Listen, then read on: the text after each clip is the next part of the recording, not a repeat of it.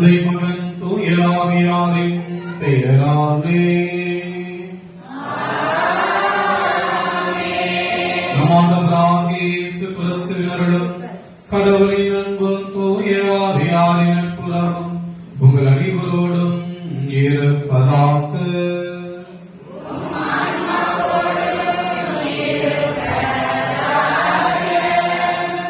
இன்றைய திருப்பணியானது தானியேல் முத்தையா குடும்பத்திற்கு இரவில் சில அனைத்து நன்மைகளுக்கும் ஆனந்த் தனுஷ்கோடி குடும்பத்தாரின் கருத்துக்கள் நிறைவேறிடவும் மகன் அந்தோனிராஜா வெளிநாடு பணியை சிறப்பாக செய்ய வேண்டிய மகன் டேனியல் பிரேம்குமார் குடும்பத்தின் கருத்துக்களுக்காகவும் கிரேஸ் மேரியின் நிலைநாட்டத்திற்காகவும் விவசாயம் மற்றும் தொழில் சிறக்க வேண்டிய இந்த திறமையானது ஒப்புக்கொடுக்கப்படுகிறது.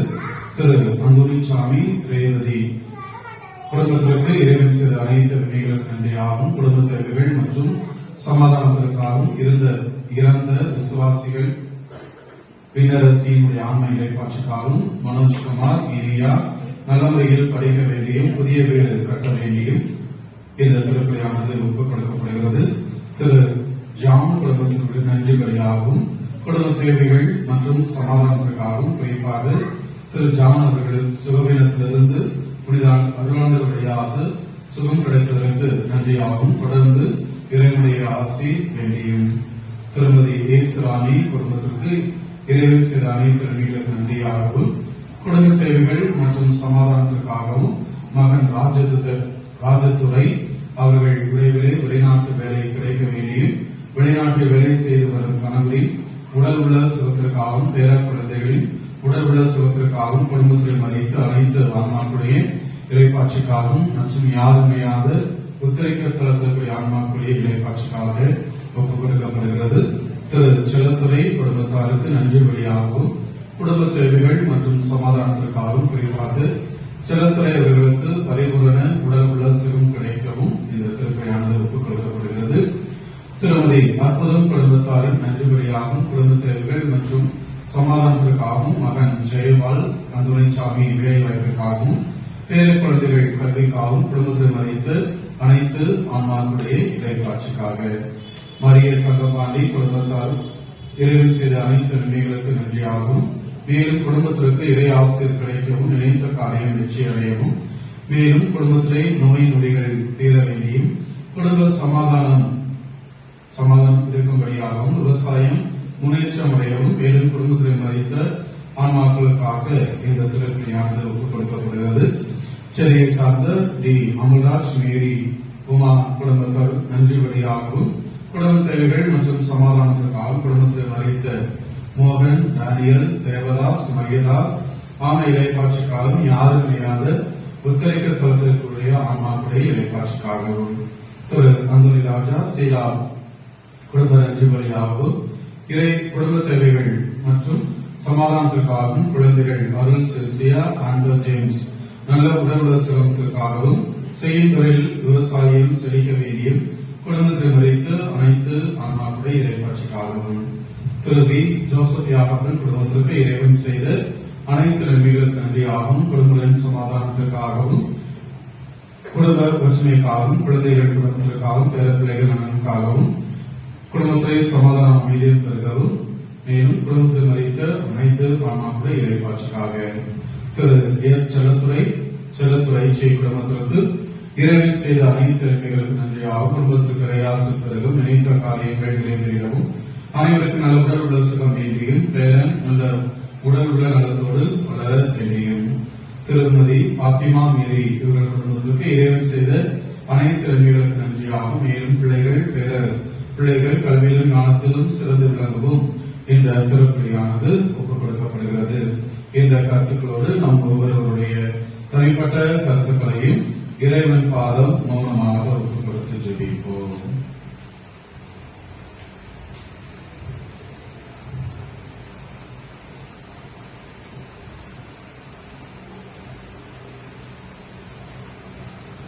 இயேசுவில் பிரியமானவர்களே, நம்முடைய பாதுகாவலர் புனித அருளானந்தருடைய திருவிழாவை பெருமகிழ்வோடு நாம் கொண்டாடி கொண்டிருக்கின்றோம்.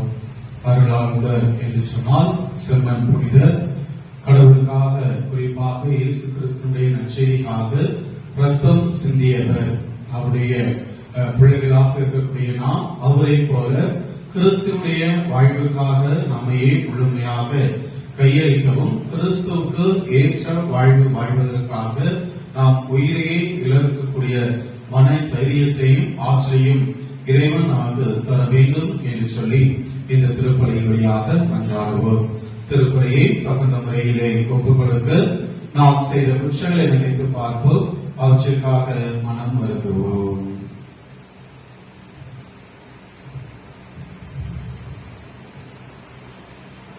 எல்லாம் வல்ல இறைவனிடமும்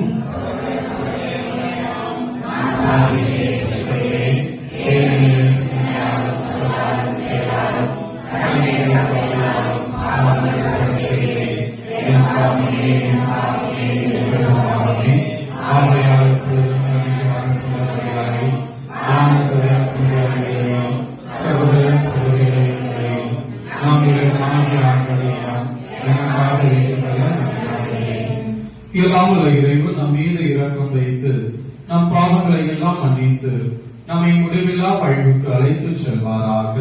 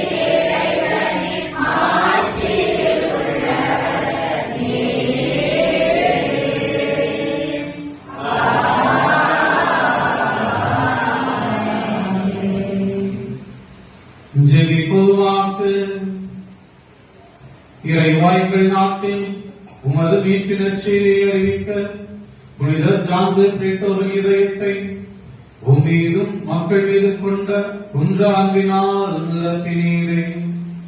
அவரது சாட்சியத்தாலும் பரிந்துரையாலும் உறுதி செய்யப்பட்டு நற்செய்தியை நாங்கள் சுவைத்து மகிழவும் எங்களோடு வாழும் மக்களுக்கு அதை துணிவோடு அறிவிக்கவும் எங்களுக்கு அருள்வீராக.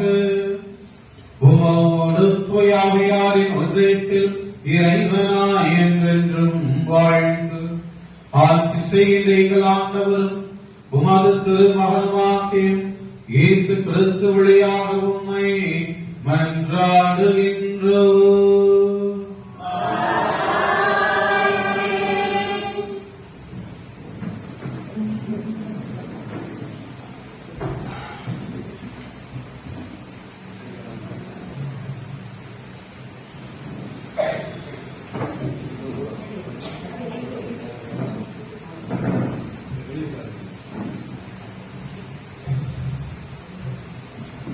முதல் வாசகம். இவருக்கு எழுதிய திருமுகத்திலிருந்து வாசகம்.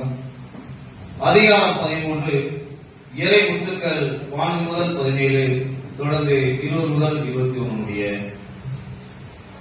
இயேசு கிறிஸ்து வழியாக எப்போதும் நாம் கடவுளுக்கு புகழ்ச்சி பணியை செலுத்துவோமாக. அவருடைய பெயரை அறிவிப்பதன் வழியாக நாம் முதல்கள் செலுத்தும் காணிக்கையை இப்புகழ்ச்சிக்கு பலியாகும். நன்மை செய்யவும் பயிர்ந்து வாழவும் மறவாதீர்கள். இவகை பலியை கடவுளுக்கு உகந்தவை. உங்கள் தலைவருக்கு கீழ்ப்படியுங்கள், அவர்களுக்கு பணிந்திருங்கள். அவர்கள் உங்களை பற்றி கணக்கு கொடுக்க வேண்டியிருப்பதால் உங்கள் நலனில் விழுப்பாய் இருக்கிறீர்கள். இப்பணி அவர்களுக்கு மகிழ்ச்சியுள்ளதாய் இருக்கும்படி நடந்து கொள்ளுங்கள். அவருக்கு மனதுயரம் தராதீர்கள். அவருடைய துயரம் உங்களுக்கு நலம் பயக்காது. எண்ணுள்ளா உடன்படிக்கையின் இரத்தத்தால் ஆடுகளின் பெரும் ஆயரான நாம் ஆண்டவர் இயேசு இறந்தோரிலிருந்து எழுப்பிய அமைதியும் அருளும் கடவுளே, நாம் அவர் திருவுளத்தை நீங்கள் நிறைவேற்றும்படி எல்லா நன்மையும் செய்வதற்கு உங்களை ஆயத்தப்படுத்தி இயேசு கிறிஸ்துவின் வழியாக தமக்கு உகந்ததை நம்மில் செய்வாராக. இயேசு கிறிஸ்துவுக்கு என்றென்றும் மாட்சி உரித்தாக. ஆமென். இது வாழ்வளிக்கும் ஆண்டவரின் அருள்வாக்கு.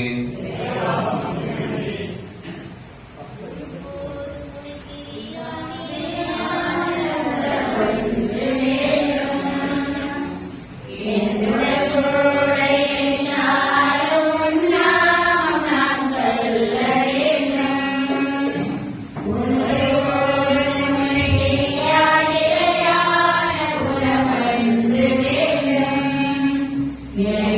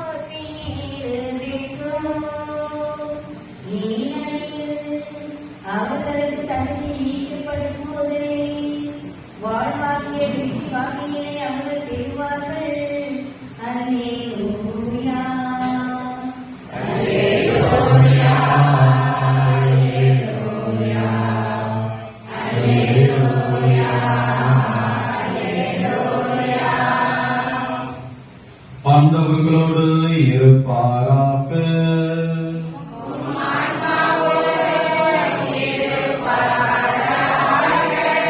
யோவான் எழுதிய தூய நற்செய்தியிலிருந்து வாசகம்.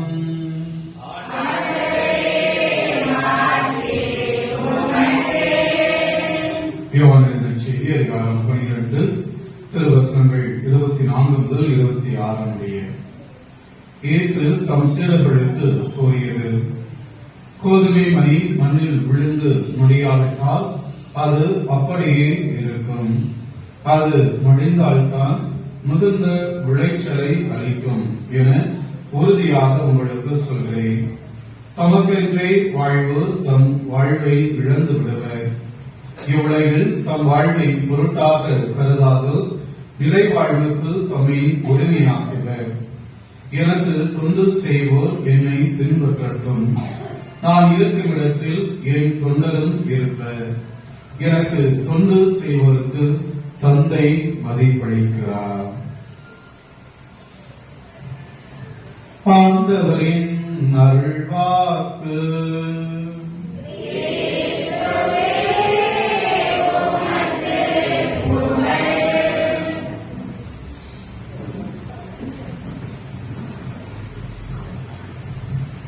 இயேசுவில் பிரியமானவர்களே, உங்கள் அனைவருக்கும் வருடாந்தருடைய திருவிழா நல்வாழ்த்துக்களை மகிழ்ச்சியோடு தெரிவித்துக் கொள்கின்றேன்.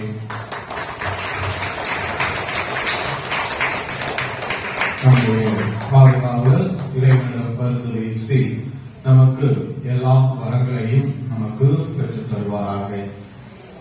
அன்புக்குரியவர்களே, இன்றைய கால சூழ்நிலையிலே பிள்ளைங்க ரொம்ப பிடிவாதம் பிடிக்கிறாங்க. பிள்ளைங்க பிடிவாதம் பிடிக்கிறது நல்லதா கெட்டதா? பிள்ளைங்க பிடிவாதம் பிடிக்கிறது நல்லதா கெட்டதா?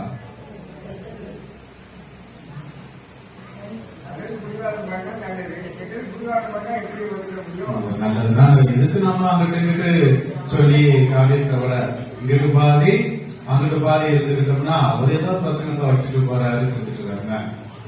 அன்புக்குரியவர்களே, பிடிவாதம் என்பது இன்றைய கால சூழ்நிலையில் இருக்கக்கூடிய ஒரு எதிர்மறையாக பார்க்கக்கூடியது, அதே சூழ்நிலையிலே நேர்மறையாக இருக்கக்கூடியது. இன்றைய கால சூழ்நிலையில் பார்க்கிற பொழுது குழந்தைகளை நாம் என்ன சொல்வது, அல்லது ஏதாவது தவறுகள் செய்கிறார்கள் என்று சொன்னால் அவர்களை கண்டிப்பது என்பதுமே மிக பெரிய பிரச்சனைக்கு உள்ளாகக்கூடிய ஒன்றாக இருக்கிறது. நம்ம குடும்பங்கள்ல இருக்குதா என்னன்னு தெரியல. ஒரு சில குடும்பங்கள்ல பிள்ளைகளை கூப்பிட்டு நீ இப்படி பண்ணாத செய்யாத அப்படின்னு சொன்னா வச்சுக்கோங்களேன், அப்ப அடுத்து அந்த பிள்ளைங்க என்ன செய்யும், நான் கேட்கறத எனக்கு வாங்கி கொடு, இல்ல அப்படின்னா நான் என்ன செஞ்சிருவேன், நீ வாங்கி கொடு, இல்ல அப்படின்னா நான் நினைக்கிறத எனக்கு செஞ்சு கொடுங்க, இல்ல அப்படின்னா நான் இன்னைக்கு அது குறிப்பா காலேஜ் படிக்கிற பிள்ளைங்க 9ஆம் கிளாஸுக்கு மேலேயே இருக்கா, சின்ன பிள்ளைங்களுக்கு தெரியாத 9ஆம் கிளாஸ் பிள்ளைங்களுக்கு மேலேயே பாத்தீங்க அப்படின்னா எனக்கு நான் கேட்கறத எனக்கு வாங்கி கொடு, இல்லைன்னா நான் நினைக்கிறத எனக்கு நீங்க செஞ்சு கொடுங்க, இல்ல அப்படின்னா நான் என்ன செஞ்சிருவேன், செஞ்சு போயிருவேன். இன்னைக்கு பிள்ளைங்களுடைய வாழ்க்கையில் அதுதான். நான் முன்னாடி இருந்த பங்குல இருக்கிற பொழுது 12ஆம் கிளாஸ் பையன் சேட்டை பண்றான்னு சொல்லி என்ன செஞ்சாச்சுன்னா நல்லா அடிச்சிட்டேன். அடிச்ச உடனே வந்து சொல்றான், வீட்லயும் என்ன திட்டுறாங்க, என்னையும் நீ ஸ்கூல்லையும் வந்து என்ன நீங்க அடிக்கிறீங்க, எனக்கு நிம்மதி எதுவுமே இல்லை, நான் பேசாம செத்துதான் போறேன், போகும்போதும் சாதாரண போக மாட்டேன், எங்க அம்மா அப்பா பேரு உங்க பேரை எழுதி வச்சுட்டு நான் சாவேன். முடிஞ்சு போச்சா, எனக்கு செய்ய அதை நான் சொன்னேன், சாவு எனக்கு என்ன, செத்துப்போ, லைஃப் உனக்கு முடியும், எனக்கு ஜெயில வந்து வெளியே வரக்கூடிய வரை என்ன செய்யும், எங்களுக்கு என்ன ஒரு மாசம் 1 வருஷம் ஜெயில வைப்பானா, அதுக்கு பிறகு வெளியே வந்தா நான் என்ன செய்ய போறேன், ஏதாவது பங்குலையோ ஏதாவது ஸ்கூல்ல போய் இருக்குதாங்க. யாருக்கு வாழ்க்கை போச்சு இன்னைக்கு எனக்கு அப்படி சொல்லிக்கலாம். ஆனால் வீட்டில் இருக்கக்கூடிய பிள்ளைகளை பெற்றிருக்கக்கூடிய பெற்றோர் அந்த வார்த்தை சொல்ல முடியுமா? இன்னைக்கு நிறைய பெற்றோர்கள் வந்து சொல்லக்கூடிய வார்த்தை என்ன அப்படின்னா, எனக்கு இதை செஞ்சு கொடுக்க, இல்ல அப்படின்னா செத்து தருவான்னு சொல்லனே மறக்கலாம். ஃபாதர், நான் ஆசைக்கு ஒன்னே ஒண்ணு நான் பெற்று வச்சிருக்கிறேன், அவனை சாவுறதுக்காக நான் இவ்வளவு நாளா வளர்த்துட்டு இருக்கிறேன், செய்யறேன், ஆனால் கேட்கறது பூரா நான் செஞ்சு கொடுக்கிறேன். நம்முடைய குழந்தைகளை கண்டிப்பது என்பது மிக கடினமாக இருக்கக்கூடிய ஒன்றாக இருக்கிறது. போன மாசத்துல சிவகாசியில இருக்கக்கூடிய ஒரு மிகப்பெரிய காலேஜ், ஐயனார் ஜானகி ஒரு காலேஜ் இருக்குது. அது ஸ்ரீபுத்தூர் வந்து சிவகாசி போற வழியில இருக்குது. அதுல பாத்தீங்க அப்படின்னா 1ஆம் ஆண்டு அல்லது 2ஆம் ஆண்டு படிக்கக்கூடிய மாணவி ஒரு என்ன செஞ்சிருக்கா அப்படின்னா பையன் கூட ஊர் சுத்தி இருக்கிறா. பார்த்த உடனே பிரின்சிபல் என்ன செஞ்சிருக்கிறாரு அப்படின்னா வீட்டுல உள்ள பேரண்ட்ஸ் வர சொல்லியிருக்கிறாரு, வச்சு ஆஃபீஸ் வச்சு சத்தம் போட்டுருக்காங்க, இனிமே இப்படிலாம் பண்ணக்கூடாது, செய்யக்கூடாது, பேரண்ட்ஸ் வச்சுதான் சத்தம் போடணும் அப்படின்னு சத்தம் போட்டு வீட்டுக்கு அனுப்பி விட்டுருக்காங்க. இது நல்லதா கெட்டதா? நல்லதா கெட்டதா? நல்லதுதான். அந்த பிள்ளை கடைசியா அவருடைய காதலுக்கு ஒரு மெசேஜ் என்ன வந்து காலேஜில் கூப்பிட்டு அந்த பையனை கூப்பிட்டு தான் பேசியிருக்காங்க. அப்ப இப்ப நாம 2 பேரையும் காலேஜ்ல அவமானப்படுத்திட்டாங்க, இனிமே நான் காலேஜுக்குள்ள போனேன் அப்படின்னா என்னை எல்லாருமே எப்படி பார்ப்பாங்க, ஒரு மாதிரி தப்பா தான் பார்ப்பாங்க, எனக்கு இந்த வாழ்க்கை வாழ பிடிக்கல, அடுத்த வாழ்க்கைன்னு ஒண்ணு இருந்துச்சுன்னா அந்த வாழ்க்கையில நான் உங்களோட சேர்ந்து வாழ்றேன்னு சொல்லிட்டு கடைசியா மெசேஜ் அனுப்பிட்டு கடைசியா என்ன ஆயிடுச்சு அப்படின்னா அந்த பொண்ணு சூசைட் இறந்து போச்சு. கடைசியா ஜெயிலுக்குள்ள யார் இருக்கிறா அப்படின்னா அந்த பிரின்சிபலும் ஹெச்ஓடி ஜெயிலுக்கு இருக்கிறாங்க. தேவையா இது? அந்த பெற்றோர் என்ன சொல்றாங்க அப்படின்னா, நாங்க ஆசாசியா வளர்த்தபடியே கடைசி நேரத்தில் எப்படி சாகடிச்சிட்டோமே. அன்புக்குரியவர்களே, பிடிவாதம் என்பது இன்றைய தலைமுறையினரிடம் காணப்படக்கூடிய ஒரு பண்பாக இருக்கின்றது. இல்ல பொதுவா அந்த காலத்துல எல்லாம் அப்படின்னா எவ்வளவு பிடிவாதம் பிடிச்சாலும் பெற்றவங்க என்ன சொல்றாங்களோ, பெற்றோர்கள் என்ன சொல்றாங்களோ அதை கேட்டு கீழ்ப்படிந்த தலைமுறையினர் நாம. குறிப்பா அது பெண்கள், உங்களுக்கு நல்லாவே தெரியும். வீட்டுல யாரும் வந்தா நீங்க என்ன செய்ய முடியாது, நேரடியாக பேச முடியுமா? என்ன செய்வாங்க? அம்மா அப்பா தான் வந்து பேசுவான்னு சொல்லுவாங்க. அது மீறி நீங்க யாரு என்னன்னு கேட்டாலுமே என்ன சொல்லுவாங்க, நீ பேசாம வீட்டுக்குள்ளேயே இரு, நாங்க போய் பேசிட்டு வரோம். அப்படிப்பட்ட நிலையில் வாழ்ந்தவர்கள். நமக்கு விருப்பம் இருக்கும், ஆனால் அந்த விருப்பத்தை நம்மால் செயல்படுத்த முடியாது. நம்முடைய பெற்றோரிடம் எடுத்து சொல்வதற்கே பயந்த தலைமுறை நம்முடைய தலைமுறை. ஆனால் இப்பொழுது இருக்கக்கூடிய அந்த தலைமுறையினர் என்பது வளர்ச்சியை இது சுட்டிக்காட்டுகிறதா அல்லது முதிர்ச்சியை நோக்கி மிக விரைவாக சென்று கொண்டிருக்கிறார்களா என்ற ஒரு கேள்வி வருகிறது. அதான் இப்போ அது சொல்லிருக்கான முதல்ல சின்ன பிள்ளைக்கு கொஞ்சம் அட்வான்ஸ் ஏதாவது செஞ்சுட்டோம் பண்ணிட்டோம் அப்படின்னா என்ன சொல்லுவாங்க, இவன் பிஞ்சிலேயே பழுத்துட்டான்னு சொல்லுவான். பிஞ்சில பழுத்தா அந்த பழம் டேஸ்டா இருக்குமா டேஸ்டா இருக்காதா? அந்த பழம் டேஸ்டா இருக்குமா டேஸ்ட் இருக்காதா? நல்லா இருக்காது. அதற்குரிய பக்குவத்தோடு அதற்குரிய வளர்ச்சியை பெறுகிற பொழுதுதான் அது சரியான சுவையை கொடுக்கும், பயனுள்ளதாக இருக்கும். இன்றைய தலைமுறையினர் என்பவர்கள் இப்படிப்பட்ட ஒரு சூழ்நிலையிலே வாழ்ந்து கொண்டிருக்கிறார்கள். எதற்கெடுத்தாலும் ஒரு எதிர்மறையானது அல்லது நிறைவேறவில்லை, நான் நினைத்தது நிறைவேறவில்லை என்று சொன்னால் அது உடனடியாக அதை நிறைவேற்றுவதற்கு என்னென்ன வழி இருக்கிறதோ அத்தகைய வழியை செய்யக்கூடியவர்கள். அன்புக்குரியவர்களே, இது நன்மைக்கு இருக்கக்கூடிய ஒன்றாக இருக்க வேண்டும். நம்முடைய குழந்தைகளுக்கு இதைத்தான் நாம் கற்றுக் கொடுக்க கடமைப்பட்டிருக்கின்றோம். இது உனக்கு தேவை, எனவே நீ இதை செய். இது உனக்கு தேவையில்லை, எனவே இதை செய்யாதே என்று சொல்லி ஒரு விதமான சிந்தனைகளை கொடுப்பதற்கு நம்முடைய பெற்றோர்கள் தவறி விடுகின்றோமோ என்ற ஒரு கேள்வி எழுந்து கொண்டிருக்கிறது. அன்புக்குரியவர்களே, நம்முடைய புனிதருடைய வாழ்வு நமக்கு இதற்கு ஒரு உதாரணமாக, முன் உதாரணமாக கொடுக்கப்படுகிறது. புனித அல்லாஹ்வுடைய சிறிய வாழ்க்கை, சிறு வாழ்க்கை, குழந்தை பருவம் நமக்கு நினைவுபடுத்தப்படுகிறது. இவருடைய வரலாறு நமக்கு தெரிந்த ஒன்றாக இருக்கிறது. அப்பொழுது சிறுவனாக இருக்கிறார். சிறுவனாக இருக்கின்ற பொழுது நோய்வாய்ப்படுகிறார். நோய்வாய்ப்படுகின்ற பொழுது அவங்க அம்மா ஒரு நேர்ச்சி வைக்கிறாங்க. என்ன நேர்ச்சி வச்சாங்க?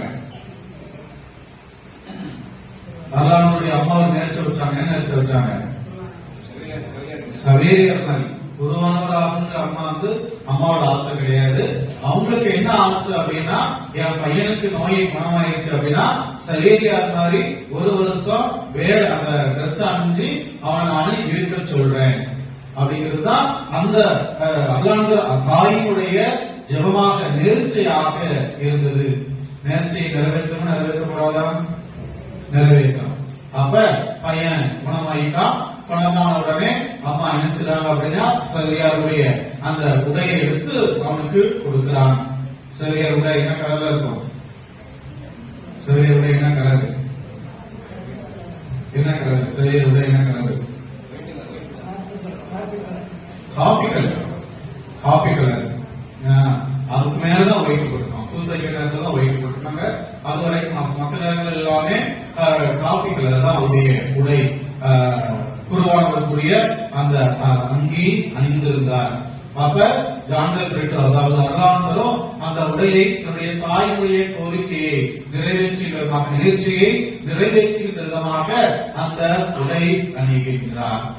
எங்கு சென்றாலும், ஒருவேளை வீட்டில் இருக்கும்போது அணிந்துட்டு வெளியே போகும்போது வேணா மற்ற உடையை சாதாரண உடையில் இருக்கலாம் அப்படின்னு நினைச்சிருக்கலாம். ஆனால் தாய் அவரை கட்டாயப்படுத்துகின்றார், நீ இந்த உடையில் தான் இருக்க வேண்டும். ஏனென்று சொன்னால் புனித அல்லாஹ் செல்வ செழிப்பிலே வளர்ந்தவர். அவர் அரச குடும்பத்தோடு தொடர்பில் உறவில் இருந்தவர். அந்த அளவிற்கு அவர் வசதி படைத்தவராக இருக்கிறார். அப்படிப்பட்ட சூழ்நிலையிலும் கூட அவர் சவேரியார் அணிந்து அந்த உடையை அணிந்து கொண்டு பள்ளிக்கு செல்கிறார். அதை போன்று அங்கு இருக்கக்கூடிய சக மாணவர்களோடு பழகுகின்றார். அங்கு இருக்கிறவர்கள் எல்லோருமே இவரை கேலி கிண்டல் செய்கிறார்கள். நீ ஒரு அரச குடும்பத்தில் உறவுக்காரரை என்று சொல்கிறாய், ஆனால் அந்த அரசருக்குரிய, அந்த அரச உறவுக்காரர்களுக்குரிய உடையை அணியாமல் இது போன்ற ஒரு காவி உடையை அணிகிறாயே என்று கேட்கிற பொழுது தனது தாயிடம் வந்து தன்னுடைய அந்த மன வருத்தத்தை சொல்கிறார். வெளியே செல்கின்ற பொழுது என்னுடைய சக இருக்கக்கூடிய நண்பர்கள் எல்லாம் என்னை கேலியும் கிண்டலும் செய்கிறார்கள், ஏன் எனக்கு இந்த உடையை அனுமதித்தீர்கள் என்று கேட்கின்ற பொழுது தாய் உண்மையை சொல்கிறார். உனக்கு உடம்பு சரியில்லாம போச்சு, அப்ப உடம்புல சரியாயிடுச்சு அப்படின்னா இந்த உடைய நான் குறிப்பிட்ட காலத்துக்கு அணிஞ்சிருக்கிறது நான் கடவுள்கிட்ட ஜெபம் பண்ணேன், அந்த நோயை நீங்கிருச்சு, எனக்கு அந்த நேர்ச்சியை நிறைவேற்றுகின்ற விதமாக நீ இப்பொழுது அந்த உடையை அணிந்திருக்கிறாய் என்று சொல்லி தாய் தன்னுடைய மகனிடம் வேண்டுதலை சொல்கிறார். அப்பொழுது அருளானந்தருக்கு உள்ளத்திலே ஒரு என்ன சொல்ல வேண்டும் என்று சொன்னால் ஒரு பற்று வருகிறது. பொதுவாக நாம் ஒருவரை பற்றி சொல்லிட்ட பொழுது அந்த நபர் யார், எப்படிப்பட்ட அவருடைய வாழ்க்கை என்ன என்பதை தெரிந்து கொள்ள ஆசைப்படுவோம். அதே போல அருளானந்தர் என்ன நினைக்கிறார், இந்த சவேரியார் என்பவர் யார், என்னுடைய தாய் சவேரியாரிடம் ஜெபித்த உடனே எனக்கு நோயை நீக்கி இருக்கிறார், உடல் நலத்தை கொடுத்திருக்கிறார், நான் இவ்வளவு மகிழ்வாக இருப்பதற்கு ஆரோக்கியத்தோடு இருப்பதற்கு எனக்கு இத்தகைய ஒரு பாக்கியத்தை கொடுத்திருக்கிறாரே அப்படின்னு சொன்னால் அவர் யார் என்று சொல்லி சவேரியாரை பற்றி அவர் படிக்க ஆரம்பிக்கின்றார். அவ்வாறு படிக்க ஆரம்பிக்கிற பொழுது அவருடைய வாழ்வு இவரால் கவரப்படுகிறது. அவர் போர்ச்சுகல் நாட்டிலிருந்து லிஸ்பனிலிருந்து இந்தியாவிற்கு வந்தது, இந்தியாவிலிருந்து வந்து கடற்கரை ஓரமாக பணி செய்தது, எத்தனையோ மக்களுக்கு அவர் நற்செய்தியை எடுத்துச் சொன்னது, இவரையெல்லாம் கவரப்படுகின்றார். ஆக தாய் அவருடைய உள்ளத்தில் விதைத்த விதை அது தெரியாம அந்த அம்மா போட்டது. அந்த அம்மா சொன்னது சவேரியர் மாதிரி இருக்கணும் அப்படின்னு. ஆனால் குழந்தையுடைய உள்ளத்திலே சவேரியராகவே மாற வேண்டும் என்ற எண்ணம் வருகிறது. எனவேதான் அவர் பள்ளி படிப்பை முடித்த பிறகு குருவானவராக செல்ல வேண்டும் என்று ஆசைப்படுகின்றார். என்னதான் இருந்தாலும் பெத்த தாய்க்கு தன்னுடைய மகனை விட்டு கொடுக்க மாட்டாங்க. இன்னைக்கு ஸ்கூல்ல அந்த பையன் அல்லது அந்த பொண்ணு என்ன தப்பு பண்ணியிருந்தாலும் வீட்டுல இருந்து பேரண்ட்ஸ் கூப்பிடும் போது பேரண்ட்ஸ் என்ன சொல்றாங்க, என் பிள்ளை யாரும் தப்பு செஞ்சிருக்கவே மாட்டான், நீங்க என் பிள்ளைய வேணுக்குனே என்ன செய்வீங்க, மாட்டி விடுங்க செய்வீங்க. அதுதான் தாயினுடைய உள்ளமாக எண்ணமாக இருந்தது. அதே ஒரு நிலைதான் அருளானந்தருடைய தாய்க்கும். அவர் என்ன நினைக்கிறார், என்னுடைய மகன் என்னை விட்டு பிரிந்து செல்லக்கூடாது. ஏனென்று சொன்னால் இப்பொழுதெல்லாம் கொடுக்கக்கூடிய பயிற்சி என்பது மாற்றம் பெற்றிருக்கிறது. ஏனென்று சொன்னால் அந்த குருமானுடைய குடும்ப சூழ்நிலையை அவர்கள் அறிந்து கொள்ள வேண்டும், தெரிந்து கொள்ள வேண்டும் என்பதற்காக இப்பெல்லாம் குருவானவர்களா படிக்க போனா வருஷத்துக்கு 2 தடவை லீவு கொடுப்பாங்க. ஒண்ணு கிறிஸ்துமஸ் டைம், 2வது இந்த மே மாசம் ஈஸ்டர் டைம்.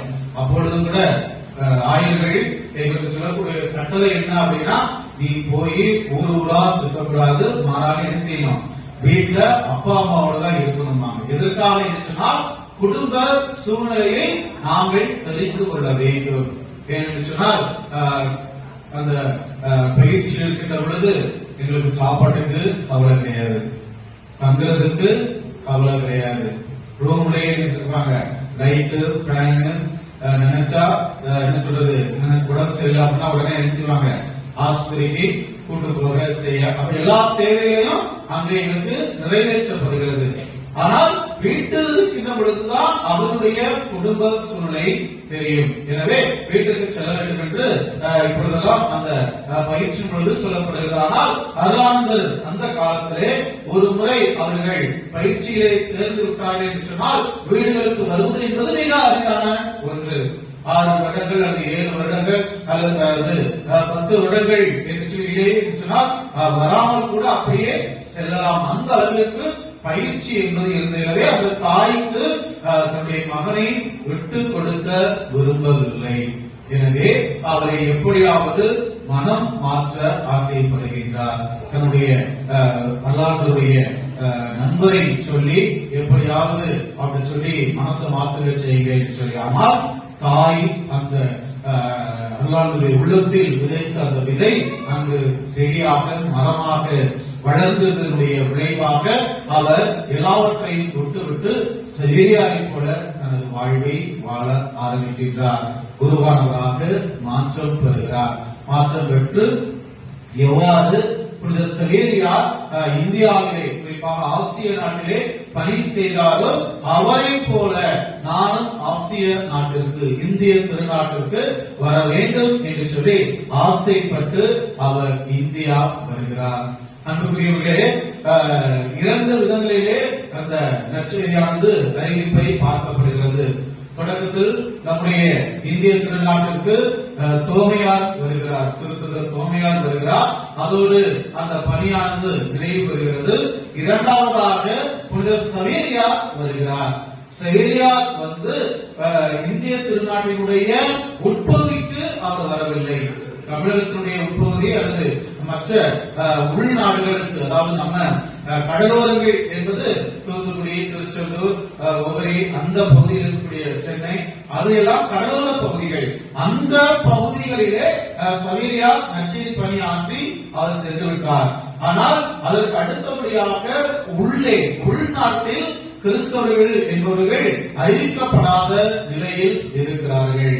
எனவேதான் புனித அருளானந்தர் நான் இந்தியா வந்த பொழுது எங்கு நற்செய்தி அறிவிக்கப்படவில்லையோ அங்கு இயேசு கிறிஸ்துவினுடைய நற்செய்தியை அறிவிக்க வேண்டும் என்று சொல்லி அவர் உள்நாட்டிற்கு வருகின்றார்.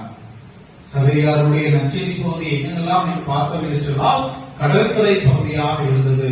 புனித அருளானந்தருடைய நற்செய்தி பணி எங்கெல்லாம் இருந்தது என்று சொன்னால் நாட்டினுடைய உள்நாட்டு பகுதிகளிலே இருந்தது. அப்பொழுதுதான் மதுரையை தலைமையிடமாக கொண்டு நற்செய்தி பணியானது ஆரம்பிக்கப்படுகிறது. அவ்வாறு ஆரம்பிக்கப்படுகின்ற பொழுதுதான் காமநாயக்கன்பட்டி, வடக்கன்குளம் என்று சொல்லி நம்முடைய தென் தமிழகத்திலே இந்த பகுதிகளிலே நற்செய்தி அறிவிக்கின்றார். அதற்கு அடுத்தபடியாக மேலே பார்க்கின்ற பொழுது கும்பகோணம், தஞ்சாவூர், கோயம்புத்தூர், ஊட்டி என்று சொல்லி அந்த பகுதிகளிலே அவர் நற்செய்தி அறிவிக்கின்றார். ஆக உள்நாட்டு பகுதியிலே நற்செய்தியை கொண்டு வந்து சேர்த்தது யார் என்று சொன்னால் புனித அருளானந்தராக இருக்கின்றார். நாமெல்லாம் நாட்டினுடைய உள் பகுதியிலே இருக்கின்றோம். நமக்கு கடற்கு பகுதி வேண்டும் என்று சொன்னால் அது தூத்துக்குடிக்கு செல்ல வேண்டும், இல்லை என்று சொன்னால் இந்த பக்கம் செல்ல வேண்டும் சொன்னால் கேரளாவிற்கு செல்ல வேண்டும். இந்த இரண்டுக்கு இடைப்பட்ட பகுதியிலே நாம் இருக்கின்றோம். நம்முடைய பகுதிகளுக்கெல்லாம் நற்செய்தியை கொண்டு வந்து சேர்த்தது யார் என்று சொன்னால் புனித அருளானந்தராக இருக்கின்றார். இதற்கெல்லாம் காரணம் யார் என்று சொன்னால் அவருடைய தாய் அவருக்கு கொடுத்த அந்த விதை. அந்த விதையை அவர் நல்ல முறையிலே பற்றி கொண்டார். தன்னுடைய தாய் தெரிந்தோ தெரியாமல் உள்ளத்திலே இதை விதைத்தார்கள். அந்த விதையை அவர் பற்றி கொண்டதனுடைய விளைவாக கிறிஸ்துவை அறிவித்தார். அறிவித்ததோடு மட்டுமல்லாமல் அந்த நற்செய்திக்கு ஏற்ப நாம் வாழ வேண்டும். இதுதான் அருளானந்தருடைய தாரக மந்திரமாக இருக்கிறது. நற்செய்தியை கேட்கின்றோம், நற்செய்தியை வாசிக்கின்றோம், நற்செய்தியை பறைசாற்றுகின்றோம், பிறருக்கு எடுத்துக் கூறுகிறோம். இதோடு வாழ்க்கை நின்றுவிடக் கூடாது. அதை நாம் வாழ்ந்து காட்ட வேண்டும் என்பதற்காகத்தான் புனித அருளானந்தர் தன்னுடைய உயிரையை கொடுத்தார். அதனுடைய வரலாறு நமக்கு தெரியும். கலிய தேவர் அவர் மனமாற்றம் பெறுகிறார். கோபமடைந்த தன்னுடைய அந்த மனைவியுடைய இரண்டாவது மனைவியுடைய சகோதரர் அருளானந்தரை பிடித்து சித்திரவதை செய்து அவரை கொலை செய்கிறார். ஆக நற்செய்தியை எடுத்து சொன்னால் மட்டும் போதாது, அதற்கு அவர் உறுதுணையாகவும் அதை வாழ்ந்து காட்டியிருக்கிறார். அன்புக்குரியவர்களே, இத்தகைய சிறப்பு மிக்க புனிதரை நாம் இன்று கொண்டாடுகிறோம் என்று சொன்னால், எங்கேயோ பிறந்தவரை நாம் நம்முடைய பாதுகாவலராக கொண்டிருக்கிறோம் என்று சொன்னால் அதற்கு அடிப்படை காரணம் அவருடைய தாய் அவருக்கு கொடுத்த அந்த விதை. அதை வாழ்வாக்கினார், நற்செய்தியாக வாழ்ந்தார், அதை தன்னுடைய பிறருக்கும் அதை எடுத்துச் சொன்னார். ஆக அன்புக்குரியவர்களே, நாம் சிந்தித்து பார்ப்போம். நம்முடைய பிள்ளைகளுக்கு நாம் எதை கற்றுக் கொடுக்கின்றோம், எதை தெளிவாக பிடிக்க வேண்டும் என்ற சிந்தனையை நாம் அவர்களுக்கு கொடுக்கிறோம் என்று சிந்தித்தவர்களாக கடவுளை நற்செய்தியை புனித அருளானந்தர் எடுத்துச் சொன்னதை போல வாழ்ந்து காட்டியதை போல நம்முடைய பிள்ளைகள் வாழ்ந்து காட்ட நாம் அதற்கு எடுத்துக்காட்டாக இருக்க இறைவன் நமக்கு அருள் புரிய வேண்டும் என்று சொல்லி இந்த திருப்பலியிலே மன்றாடுவோம். ஆமென்.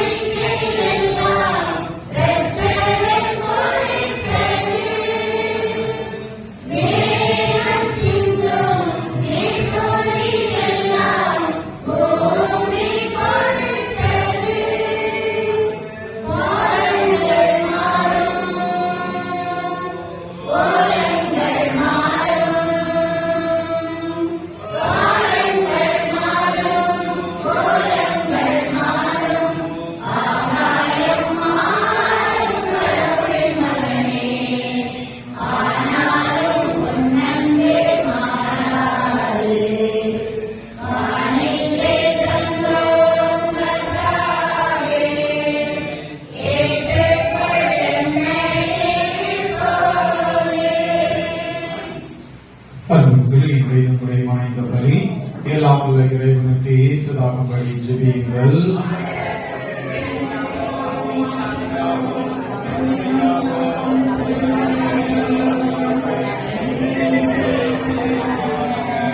ஆண்டவரே, எங்கள் காணிக்கைகளை உமது ஆசையால் புனிதப்படுத்திய உண்மை வேண்டுகின்றோம். உடல் துமங்கள் அனைத்தையும் உமது அன்பின் சுடரால் வென்ற புனித ஜாந்தை பிரிட்டாவை போல நாங்களும் முதருளால் பச்சேரிவுமாக்க எங்கள் ஆண்டவராகிய கிறிஸ்து வழியாக உம்மை மன்றாடுகின்றோம்.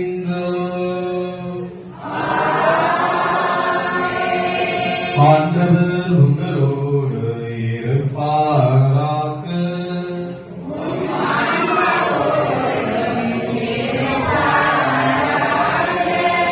இதயங்களை மேலே எழுப்புங்கள்.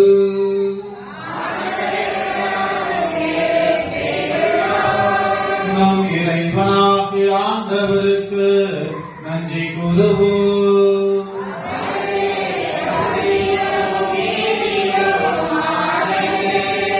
ஆண்டவரே, தூயவரான தந்தை, என்றும் வாழும் இயலாமல் இறைவா, ஏனாலும் எவ்விடத்திலும் நாங்கள் மக்கள் நன்றி செலுத்துவது மெய்யாகவே தகுதியும் நீதியுமாக்கும். எங்கள் கடமையும் மீட்புக்குரிய செயலுமாகும். ஏனெனில் மறை சாட்சியான புனிதருளானது உமது பெயரை அறிக்கையிட்டு கிறிஸ்துவை பின்பற்றி ரத்தம் சிந்தி மாண்புமிக்க உமது அருட்பெரும் செயல்களை உலகறிய காட்டுகின்றார். இவ்வாறு நீர் எங்கள் ஆண்டவராகிய கிறிஸ்து வழியாக எங்கள் வலுவின்மையில் உமது வல்லமையை சிறந்தோங்கச் செய்து வலுவற்றவரை உமது ஆற்றல் மீது சாட்சிகளாய் திகழச் செய்கிறேன். ஆகவே ஆற்றல் மிகுந்த விண்ணவரோடு சேர்ந்து நாங்களும் மண்ணுலகில் இறையாது உமது மாட்சியை கொண்டாடி முடிவின்றி ஆர்ப்பரித்து பாடுவதாவது.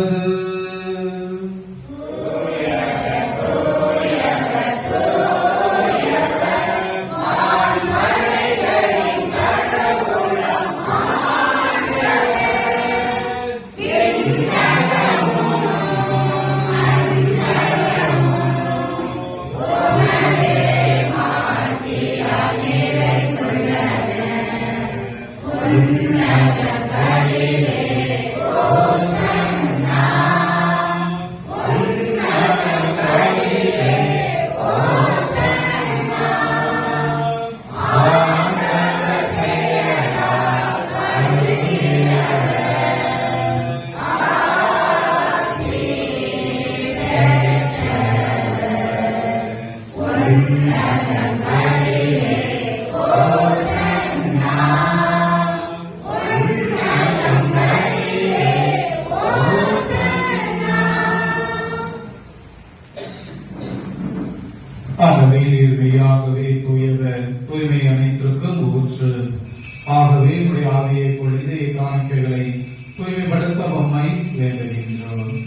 இவ்வாறு எங்கள் ஆண்டவர் இயேசு கிறிஸ்துவின் உடலாகவும் இரத்தமாகவும் இவைகளுக்கு மாறுவதாக.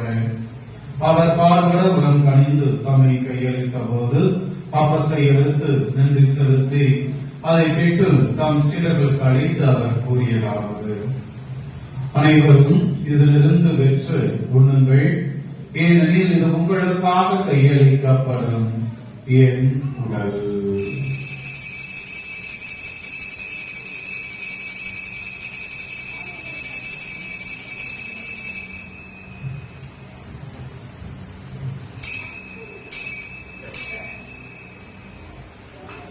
அவனமே இரவு விருந்தை அருந்திய பின் கிண்ணத்தை படுத்து மீண்டும் உமக்கு நன்றி கூறி தம் சீடர்களுக்கு அளித்து அவர் கூறியதாவது: அனைவரும் இதிலிருந்து பெற்று வருகுங்கள், ஏனெனில் இது புதிய நிலையான உடன்படிக்கைக்குரிய என் இரத்தத்தின் கிண்ணம்.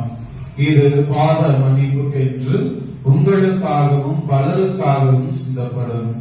இதை என் நினைவாக செய்யுங்கள்.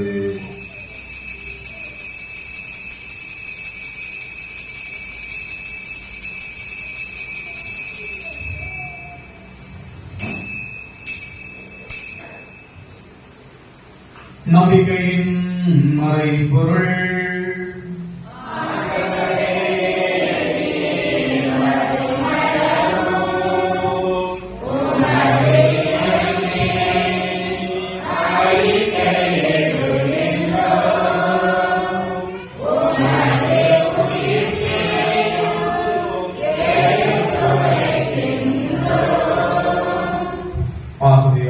நாங்கள் கிறிஸ்துவின் இறப்பினையும் உயிர்ப்பினையும் நினைவு கூர்ந்து வாழ்ந்தரும் அப்பத்தையும் இப்படிக்கும் கிண்ணத்தையும் ஒப்புக் கொடுக்கின்றோம். உன் திருமணம் கோவிலுக்குரிய தகுந்தவர்கள் நினைவுகளை ஏற்றுக்கொண்டீர், எனவே மக்கள் நன்றி செலுத்துகின்றோம். மேலும் கிறிஸ்துவின் உடலிலும் ரத்தத்திலும் பங்கு கொள்ளும் எங்களை தூய் ஆவியார் ஒன்று சேர்க்க வேண்டும் என உண்மை தாழ்மையுடன் மன்றாடுகின்றோம். ஆண்டவே, உலகெங்கும் வரவிருக்கும் அது திரு அவையை நினைவு கூர்ந்தவர்களும் எங்கள் திருத்தந்தையோ வரிவாளர்கள் மூன்றாஜன் எல்லா திரு நிலையினராகிய அனைவரோடும் உமது திரு அவை அன்பில் நிறைவேற செய்கிறோம். உயிர் திறந்தது நோக்கோடு துயில் கொள்ளும் எங்கள் சகோதர சகோதரிகளையும் இறந்தோர் அனைவரையும் இரக்கத்துடன் நினைவு கூர்ந்து உமது திருமுக ஒளியினுள் ஏற்றருளும். எங்கள் அனைவர் மீதும் இரக்கமாயிரும். கடவுளை கன்னித்தாயான புனித மரியா, அவருடைய கணவரான புனித யோசேப்பு, புனித திருத்தூதர்கள், உலகில் உகந்தவராய் இருந்தோர் ஆகிய புனிதர் அனைவருடனும் நாங்கள் இறைவாழ்வில் பங்கு கொள்ளும் தகுதி பெற்று திருமகன் இயேசு கிறிஸ்து வழியாக உம்மை புகழ்ந்தேத்து மரமருள உம்மை மன்றாடுகின்றோம்.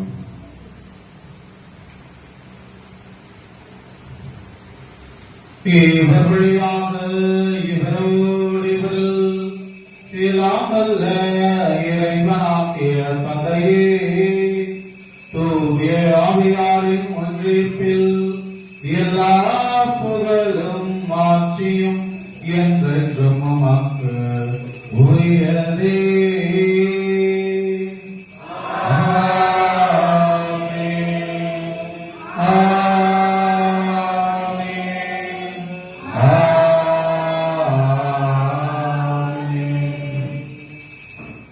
அனைவரும் இணைந்து இயேசு கற்றுக் கொடுத்த ஜபத்தை சொல்லி ஜெபிப்போம்.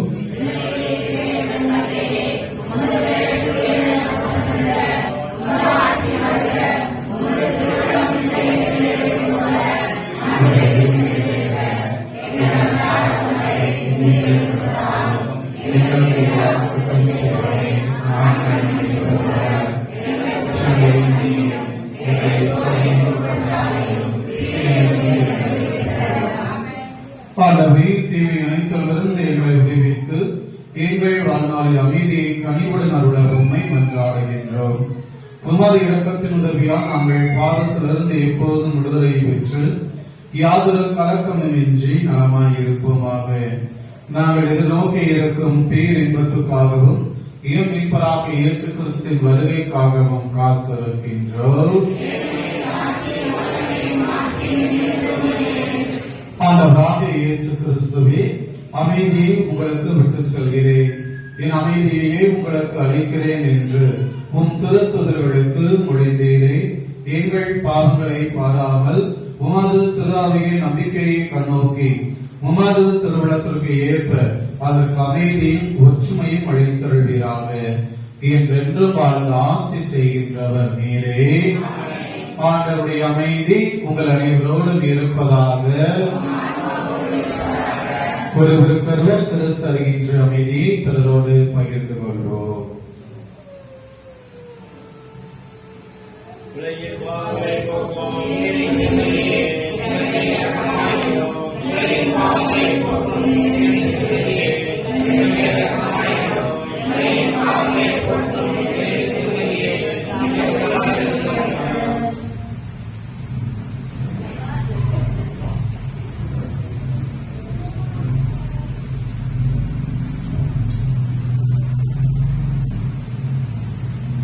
இதோ இறைவனின் சொல்வரை.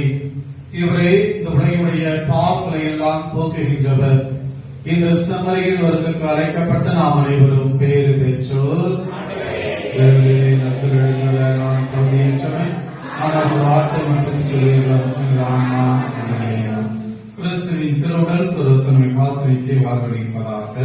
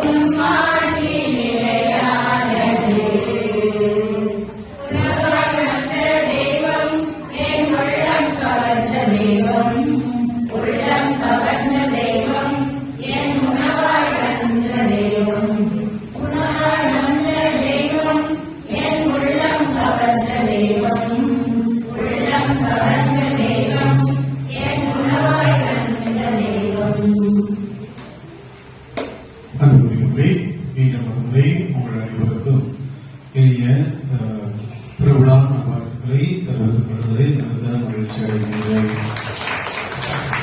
இந்த விழாவை ஏற்பாடு செய்த தலைமுறை சமூகத்தை சார்ந்த ஒருவருக்கும், குறிப்பாக அண்ணன் ராஜா அவர் குடும்பத்தாருக்கு நாம் கரவேற்றி அவர்களோடு இணைந்து எப்பொழுதும் இந்த ஆலயத்தின் மீது பற்றுக்கொண்டு ஆலய உபதேசியராக செயல்படக்கூடிய ஐ ஜோசப் அவர்களுக்கு நாம் கரவேற்றி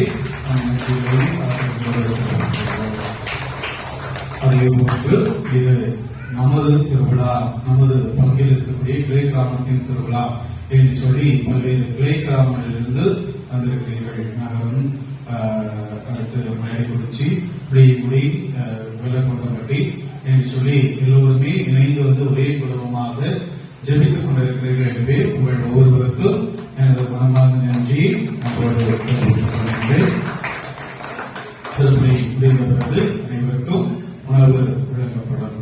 ஒரு சிறிய கேள்வி, அருளாந்தர் கையில கத்தி இருக்கிற இது இருக்கிறது,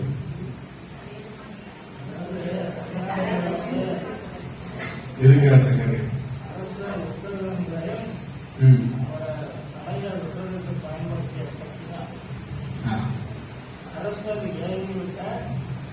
அது ஓகே, அது சரி. இறந்துட்டார்ல, வேளாண் கத்தியை மையப்படுத்தணும்.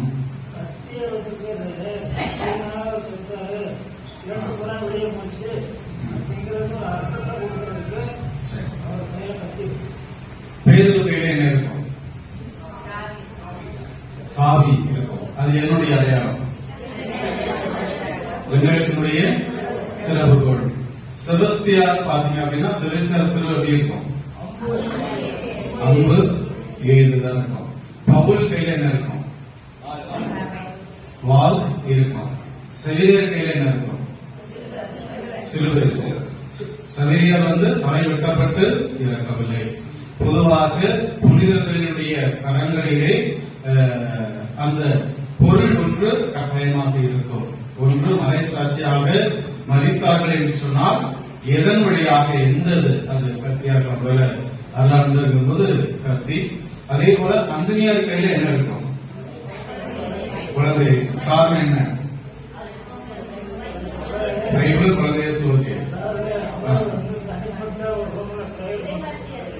பண்ணும்போது இயேசு வந்து குழந்தைய சேர்ந்தவங்களுக்கு காட்சி கொடுத்தான். அப்ப சிறுவங்கள் என்பது காட்சி பொருட்களுக்காக அது உருவாக்கப்பட்டது அல்ல. ஒவ்வொரு இது இருக்கின்ற பொழுது அவருடைய இறப்பு எப்படிப்பட்டதாக இருந்தது அப்படிங்கிறத நமக்கு தெளிவுபடுத்துவதற்காகத்தான் என்ன செய்து கொடுக்கப்பட்டிருக்கேன். பல நேரங்கள்ல தெரியாது, அதுக்காக மகிழ்ச்சி செய்தி தெரிந்து வச்சிருக்கிறீங்க. எழுந்து இறைவனுக்கு நன்றி செலுத்துவோம். ஜெபிப்போமாக.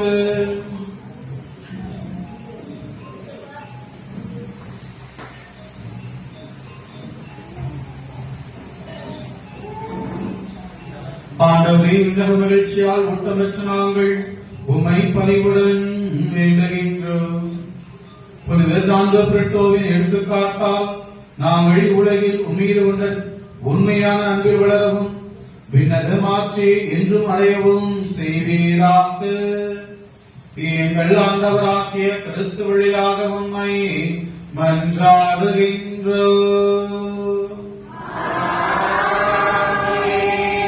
ஆண்டவர்களோடு இருப்பாராக.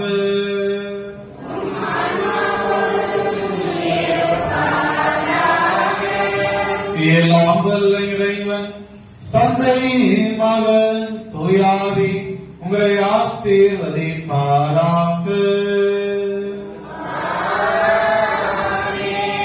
சென்ற வாருங்கள், திருப்பலி நிறைவேறிற்று.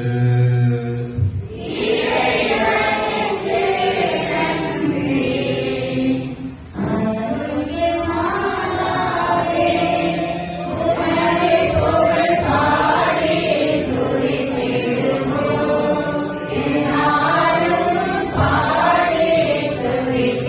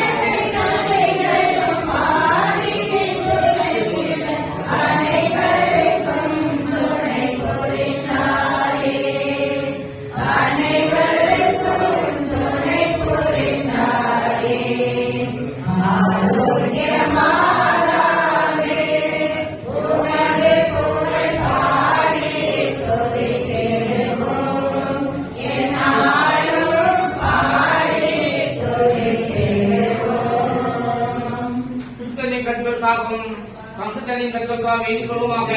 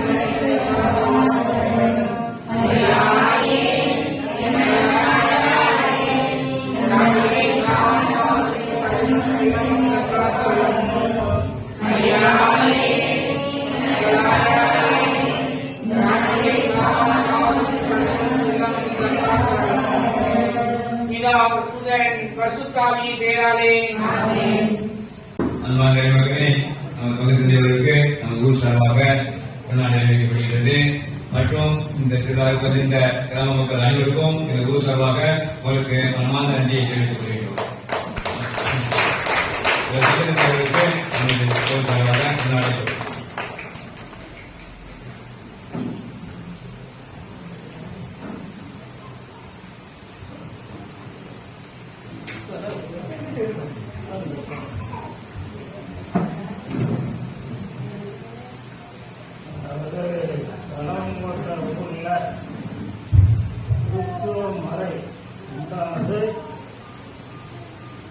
சேந்தமரத்தில் எந்த காலகட்டத்தில் ஆரம்பிச்சதோ அந்த காலகட்டத்திலேயே தலங்கோட்டையில் வந்து கிறிஸ்துவ கோயில் உருவாச்சு.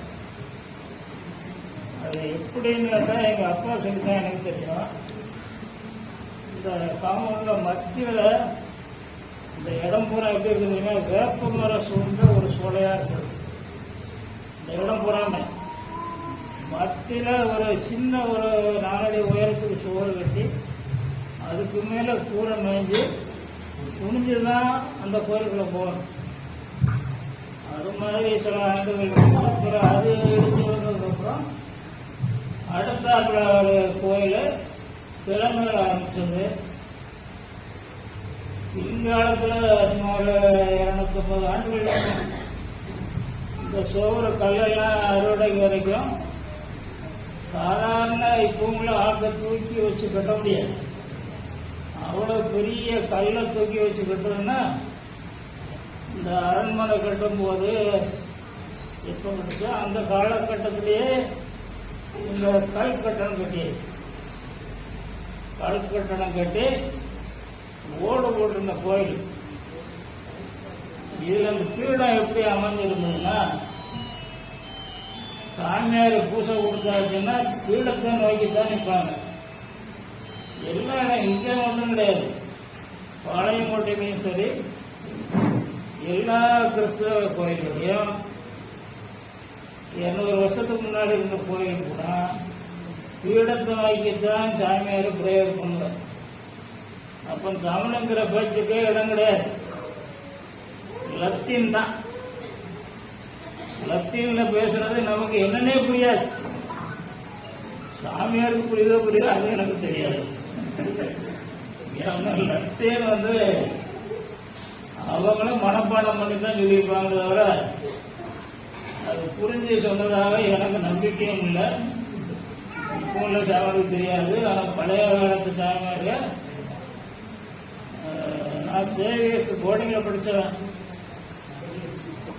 51ல போய் 57ல வந்து எஸ்எல்சி படித்தேன். அதனாலதான் ஓரளவுக்கு கிறிஸ்துவ மதத்தை பற்றி எனக்கு தெரியும். ஓரளவுக்கு அதாவது சவேரியா வந்து சமுத்திரக்கரைகள்லாம் மதத்தை போதிக்கும் போது சவேரியாவுக்கு வந்து ஞானஸ்நானம் கொடுக்கறதுக்கே கை வராதான். திருவுல மக்கள் நிற்பாங்களாம். கிறிஸ்தவ மதத்தில் சேர்றதுக்கு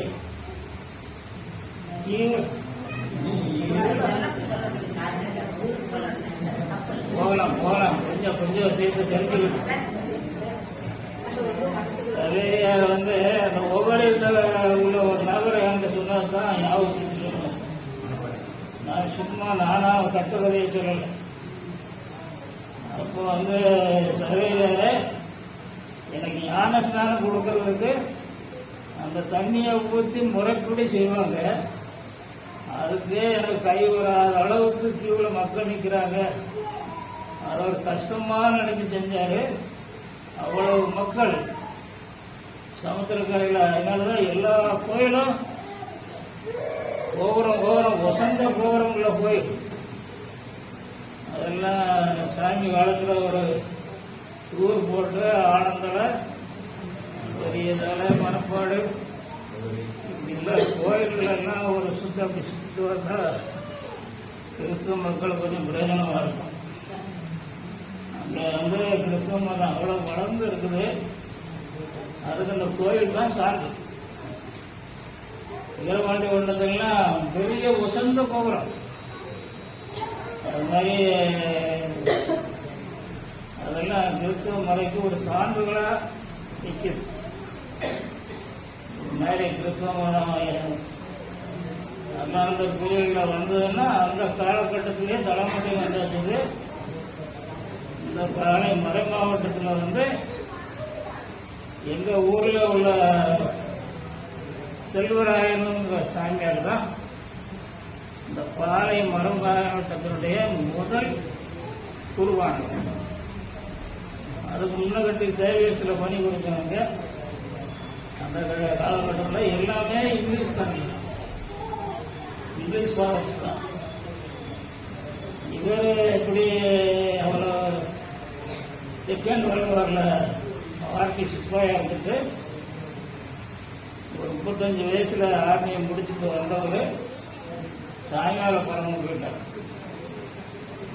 அவரு எனக்கு அப்பத்தான் அம்மா தான்.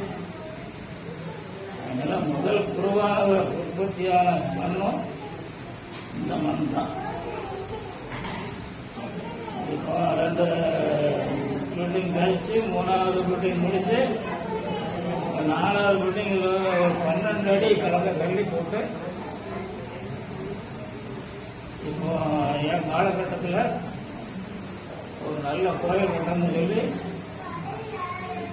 என்னுடைய சுய முயற்சி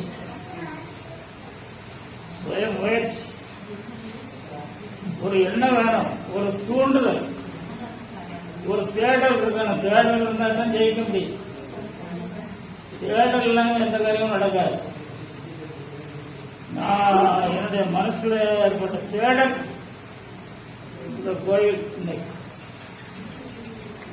நான் கிச்சு அடிக்குது. உண்மையை தான் சொல்றேன். நான் செய்யாத காரியத்தை இத்தனை காலம் முன்னாடி மைக்கில் வச்சுக்கிட்டு சொல்ல முடியாது. நான் ஒண்ணு ஒழிச்சு மறைச்சு பேசல. என்னுடைய தேடல் இன்னைக்கு இருக்குது. இன்னைக்கு ஒரு மாதா சுருவத்தை அதுக்கப்புறம் என்னுடைய சொந்த தேடல் இல்லை. சுருக்கமாக சொல்ல போனா 30,000 ரூபாய் செலவாச்சுது. சபையார்கள் கொடுத்தது ஒரு 5,000, நாம் போட்டது ஒரு 15,000, என் மனைவி சுடுகாட்டில் போட்ட பணம் ஒரு 10,000. 30,000 ரூபாய் செலவு நான் இன்னைக்கு போட்டேன். இன்னைக்கு ஒரு பைக்கில் போகிறோம். நான் வழிய வாசலில் உட்காந்துருக்கேன். பைக்கில் நிப்பாட்டுதாரு மாதா சுருவத்துக்குள்ள நல்லா நின்று ஜம்னு வளர்ந்தாரு. கையிலேயே பார்த்தாரு. மேல காசு இல்லை. அவருக்கு வண்டியில் வரவர் வசதி உடைச்சவர். உள்ள வேட்டையை திருப்பினாரு. துணி பையில ஒரு பெரிய பட்டில் பணம் வச்சிருக்காரு. வண்டியில் இருந்து போட்டு திருப்பி யோசனை பண்ணாரு. கோயிலுக்கு உள்ள வந்தாரு. அதுதான் என் கண் பார்வை தெரிஞ்சது. இன்னைக்கு ஒரு மாதா சுருவம் அதை போற வர ஆட்களை அப்சார்ப் பண்ணுது, கவர்ந்து இழுக்குது. கடவுள் சக்தி பெரிய கோயில் இருந்தா கூட கதவு அடைஞ்சிடலாம். அது வெளியே ஒரு மாதா சுருவா இருக்கிறது, அதான் ஆரோக்கிய அன்னை. அந்த சுருவம் இல்லாத இடம் தமிழ்நாட்டில் எங்கேயுமே கிடையாது. வேளாங்கண்ணியை பின்பற்றி தமிழ்நாட்டில் ஆரோக்கிய மாதா சுருவம் இல்லாத இடமே கிடையாது. கிறிஸ்தவங்க இருக்கிற இடம் பூரா ஆரோக்கிய மாதா சுருவம் இருக்கும். புதுமையாக நடக்கும் போய் கோடான கோடி மக்கள் உலகம் புறாலும் வர்றாங்க. அது மாதிரி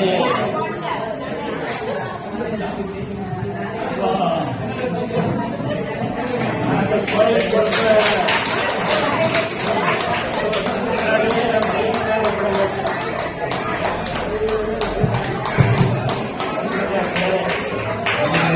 முன்னாலே போகப்படுகிறது.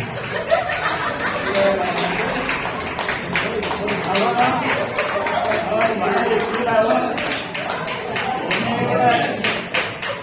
பல மடங்கு ஆர்வத்தோடு இந்த கோயிலாண்ட நிர்வாகம் பண்ணிட்டு வர்றாங்க. அதுக்கு பரிசா அவருக்கு 2 குழந்தைய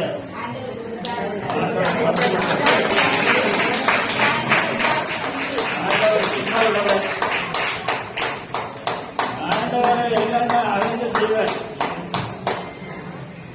இந்த சுண்டைய நம்பி மன்னம் போடணும்.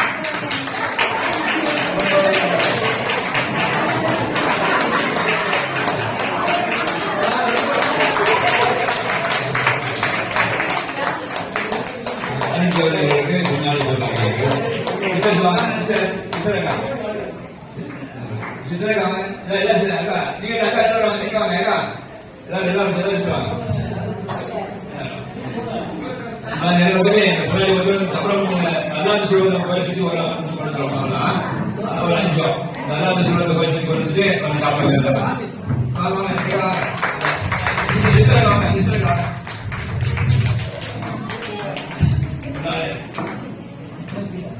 முன்னாடி வந்து ஒரு 5 நிமிஷம் நல்லாந்து சொல்வதை போய் சுற்றி கொடுத்துட்டு அப்படி சாப்பிட்டு பார்த்துக்கலாம்.